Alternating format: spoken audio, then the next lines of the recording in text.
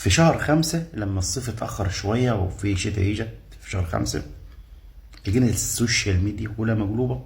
الصيف اتأخر ليه؟ وأسباب تأخر الصيف.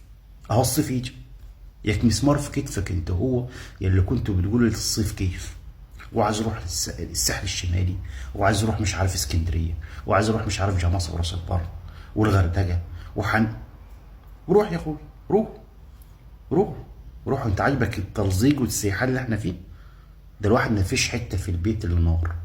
شغلنا مراوح مش نافع، مكيفات مش نافع. يا اخي ده انا عامل كوبايه شاي، كوبايه شاي كل شويه ادخل ابص اشوفها بردت عشان اشربها، لسه نار من الصبح معموله كوبايه الشاي، مش عارف اشربها.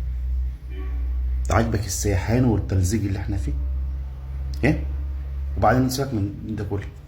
لما مثلا تروح تركب وسيله مواصلات ولا حاجه في الميكروباص، تشم حاجات غريبه.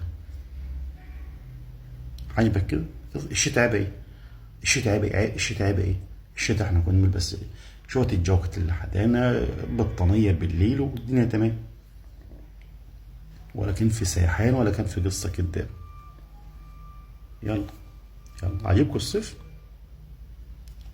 حال عليكم الصيف، مبروك عليكم الصيف.